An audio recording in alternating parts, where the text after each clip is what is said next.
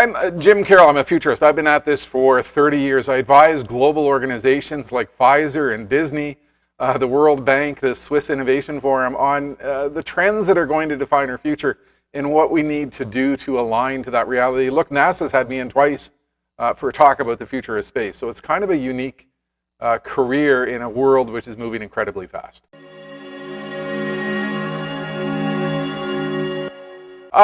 Physically, it might look a little bit like it does today, but inside it's going to be fundamentally different. Look, the way I describe this to my clients is that we are transitioning from cars which are based on carbon and which we drive to vehicles which are based on batteries, electric, and which tend to drive themselves. That's the fundamental change. And another way to think about it is essentially they're becoming rolling technology platforms on wheels. With great big batteries. This is a fundamental shift because we really have been driving cars based on the same platform for about 120 years. That is undergoing a very significant change. I think it's the technology shift which is underway. Really what is happening is cars are becoming computers, and as they become computers, they become subjected to the speed of change of Moore's law. That's the law that the processing power of a computer chip doubles every 18 months and the cost cuts in half. So look, a car becomes like an iPhone. It becomes something from the olden days extremely quickly. It evolves faster. Once a device or a technology or a platform becomes based upon technology, the speed of change, the speed of innovation accelerates to a huge degree. So I mean, essentially what's happening is cars are going to evolve as quickly as our Android phones and our iPhones.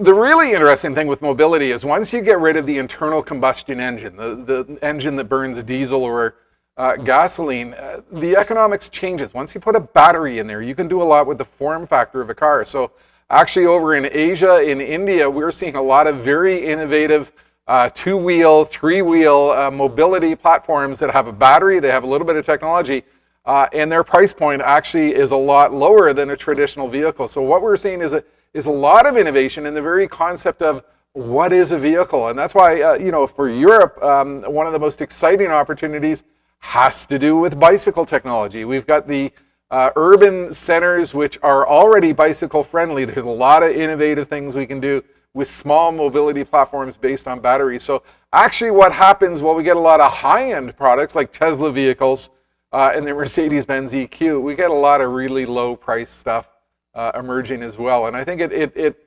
provides transportation and mobility opportunities truly on a global basis.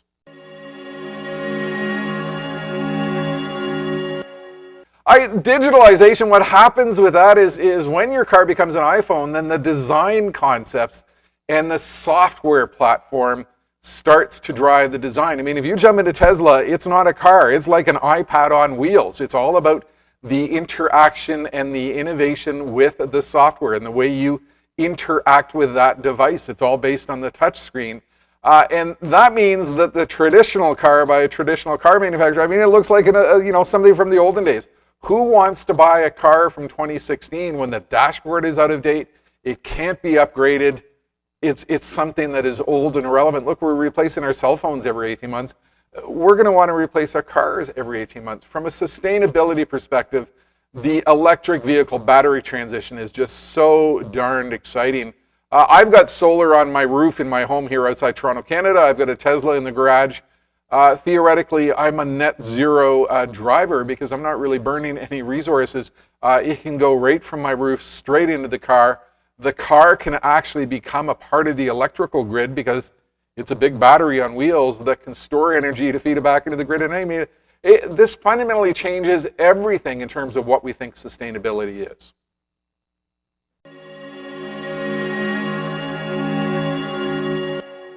The world of manufacturing, where I spend a lot of time speaking at a lot of conferences, it's been a world of mass production. We come up with a product, we come up with a method to assemble it or manufacture. We manufacture millions of products that are all the same, but there's a lot of technologies out there. The industrial Internet of Things, 3D printing, advanced scientific materials. It's sort of taking us from a world of mass production to mass customization, where we can manufacture products for a market of one. And this really changes everything. Probably the biggest potential impact comes from 3D printing. And it's not just 3D printing of physical goods or physical parts, it's bioprinting. Look, I spoke at an optometric conference of eye doctors, and we are very close to getting to the ability to custom print bionic eye replacements. Already in the world of healthcare, we are very close to the ability for 3D printing of biological body parts, and this fundamentally changes the world of healthcare. So what's happening here is we've got so many trends coming together all at once. It's turning on the imagination machine of innovators worldwide who are realizing that, stuff that we thought was science fiction just a few years ago, the ability to print body parts is actually becoming real faster than we think.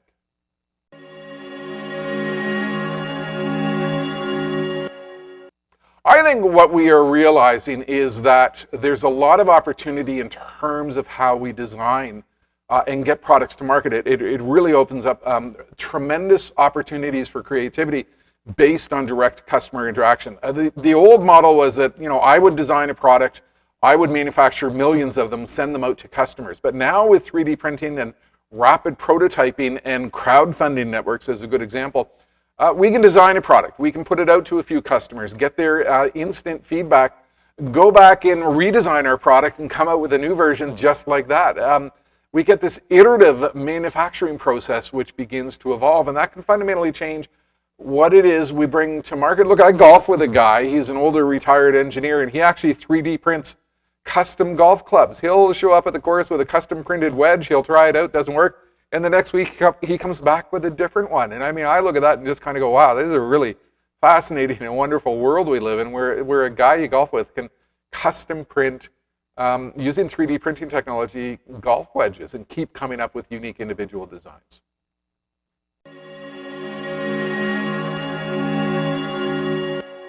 Look, nobody's talking about material science, and I think it's one of the most fascinating things that are underway. I spoke at one conference and talked about the fact that we're almost to the point where we could create a jet with materials that are lighter than air. It's sort of like the Wonder Woman jet.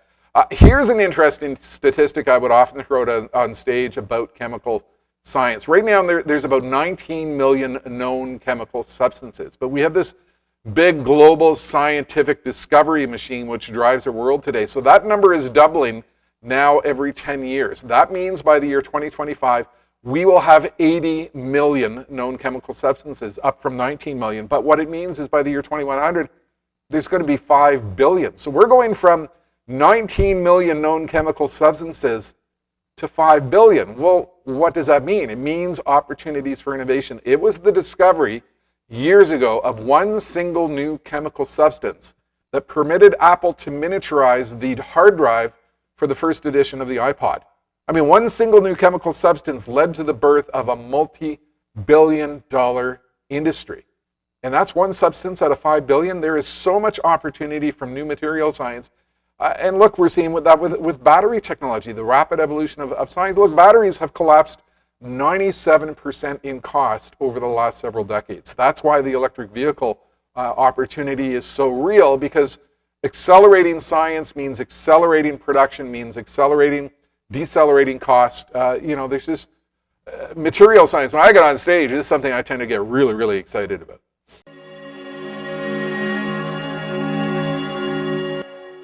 Well, in material science, people aren't thinking of biomaterials, but it's happening in a variety of ways. Certainly biofuels with ethanol and other sources has been a big part of what we've been doing with internal combustion engine, gasoline, diesel, with mixers. But there's other aspects to it which are tremendously exciting. If we take a look at the world of architecture, we are learning how to construct big buildings based on wood. I mean, we've previously been limited to structures that are 3 or 4 stories high because wood has not been a viable alternative. That is changing extremely quickly because of what we're discovering with the science behind the stability and architectural opportunities of wood. And so I think that's all part of this world in which a lot of the ideas we've held previously with specific materials or with specific methodologies or with specific industries, it's all totally subject to change. Biofuels. Manure. I've been talking about on stage that for years in the world of agriculture, manure has been a problem, but we've discovered how to turn that into an alternative fuel supply. And none other than Toyota has recently devoted several $1 million into accelerated research on how to take cow manure and turn that into a biofuel opportunity. I look at stuff like that and just go, like, we're living in the most magical time to be alive.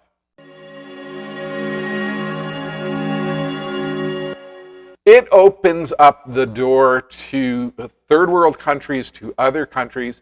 Look, just before COVID hit, I was in Morocco. I was brought in by the World Bank and the International Finance Corporation to open the second International Manufacturing Conference. And my topic was the opportunity for manufacturing in third world countries. And what I covered on stage was specifically those trends, how 3D printing and in the Internet of Things and widespread mass customization can open up opportunities for economies to participate in global manufacturing in ways that weren't previously possible. Look, we're despite the challenges with supply chain and globalization, we're in a situation which conceivably any product can be manufactured and in the hands of anyone else anywhere in the globe in under 72 hours. And if we can do that, and if we can accelerate the adoption of 3D printing and rapid prototyping, rapid design, this really opens up economic development opportunities for countries around the globe. And that's what I covered on stage in Morocco for the World Bank at this manufacturing conference. I think we need to open up our minds to the opportunities. And I think there's far too many people who are stuck in the present. They think that their world isn't going to change much. And that's why there's folks like me as a futurist. My job is to wake people up to the trends which are enveloping our world today, to understand the speed of those trends, and to paint those trends not in a negative light, but the opportunity that is behind them. Look, I'll often go on stage and say that some people see the future and see a threat. Innovators see the same future and see an opportunity, and you need to be that type of person. You need to have a clear understanding of where we're going. There's never been a period of time in human history in which so many technologies, so many ideas, so many methodologies, so many aspects of science are coming together all at once. And this is turning on the imagination machine of innovators and entrepreneurs worldwide. And you've got a choice. You can be a part of it, or you can just sit by and watch it happen.